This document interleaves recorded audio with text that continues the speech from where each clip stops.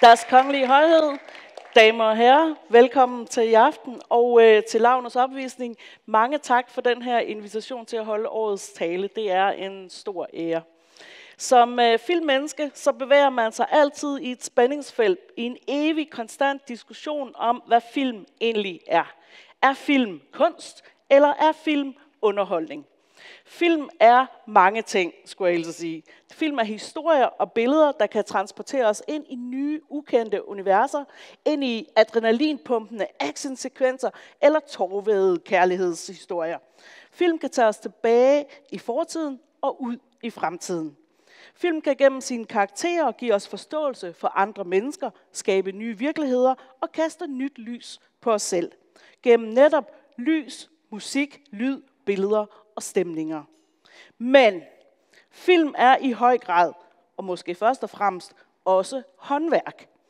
Fra toppen af hierarkiet, instruktøren, der skal have styr på det hele, og også sine idéer til alle på sættet, ud til hver eneste delkomponent på sættet.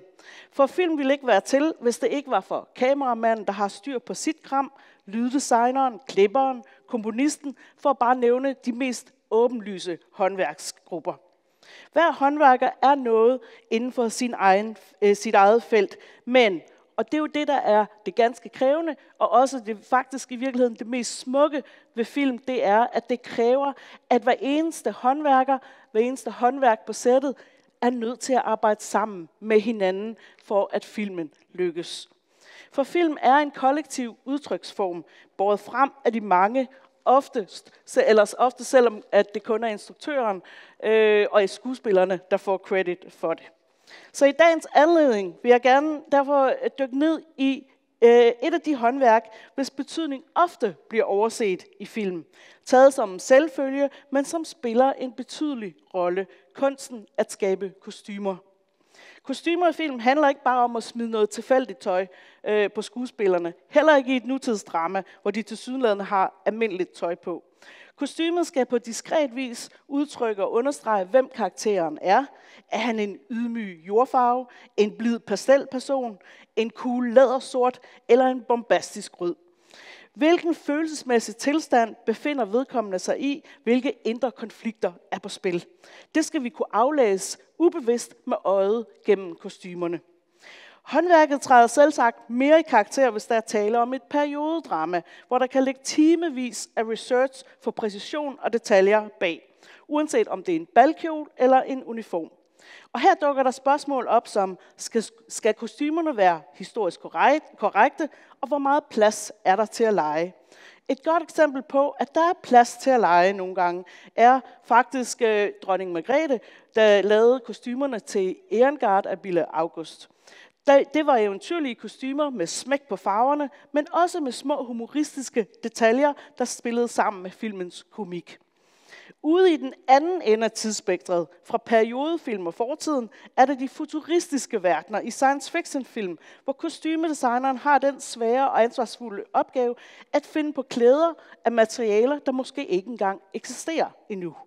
Her er det kun fantasien, der sætter grænser, ligesom det også er gældende i fantasyfilm. Hvor omfattende kostymearbejdet kan være, oplevede jeg selv ved selvsyn ved et af de største filmværker i nyere tider, nemlig Ringenes Herre, Tolkien-filmatiseringen, som jeg var så heldig at besøge i New Zealand. Der var bygget en hel landsby, måske nærmere en by, med haller så store som 10 gange Bella Center, hvor alt i kostymer og rekvisitter blev lavet fra bunden i hånden. I et overvældende omfang. Bare for at lige give jer et indtryk af, hvor stort det var, af hobbitfødderne i prosthetics, blev der lavet intet mindre end 1800 par fødder. Af kostymer i alt 19.000 kostymer. Årkoder, 10.000 årkoder. 500 buer, 48.000 styks våben i alt, i alle afskygninger. Skabt i hånden kun til den her trilogi. Og så har vi ikke engang talt om production design, om at opbygge hele byer i miniatyrstørrelse, der i filmen er så naturtro, at man ikke kan se, at de ikke er virkelige, og de ikke er i en til en. Hvor vigtige kostymerne er i film, kan vi se ved, ved de, der er blevet ikoniske, og som gør, at du i et splitsekund genkender filmen eller karakteren. Hvis jeg siger en brun læderjakke og en fedora-hat, Indiana Jones, vi ved det. Hvis jeg siger en velsiddende smoking og en dry martini, James Bond.